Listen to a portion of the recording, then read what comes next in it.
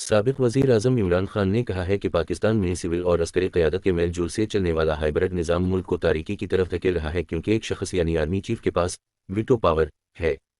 میرے دور میں صحافیوں اور اپوزیشن کے خلاف جو بھی کارروائیاں ہوئیں ان میں میرا کوئی قصور نہیں، سب اسٹیبلشمنٹ نے کیا۔ امریکی چینل MSNBC کے اینکر مہدی حسن کو دیے انٹرویو میں انہوں نے بتایا کہ ان کے دور حکومتیں میں صحافیوں اور اپوزیشن رہنماؤں کے خلاف کریک ڈاؤن میں اسٹیبلشمنٹ ملوث تھی۔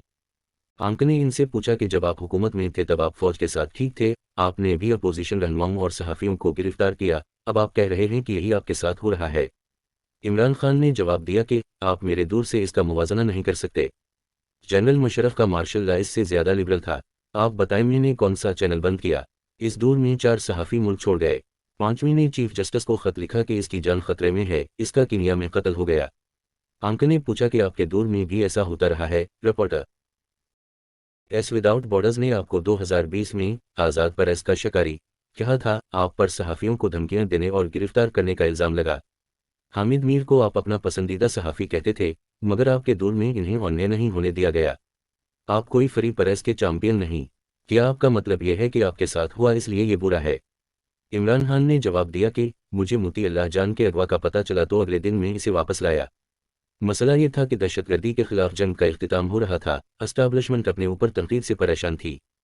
کچھ لوگ کو اٹھانے کے ذمہ دار وہ اسٹیبلشمنٹ تھے، لیکن یہ اس حد تک نہیں ہوا جو اب ہو رہا ہے۔ عمران خان نے کہا کہ میڈیا پر میرا نام نہیں لیا جا سکتا۔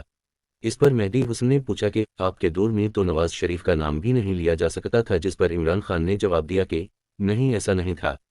نواز شریف کو سپریم کورٹ نے سزا دی، وہ ایسے ٹیسٹ لائے کہ وہ مرنے والے ہیں۔ ان کے بھائی کے بیان حلفی پر وہ بیرون ملک علاج کے لیے گئے۔ اچانک ان کی بیماری ختم ہو گئی اور وہ پاکستان کو لیکچر دینے لگے۔ آپ اس کا موازنہ جو میرے ساتھ ہو رہا ہے اس سے نہیں کر سکتے۔ مجھ پر کوئی الزام ثابت نہیں ہوا۔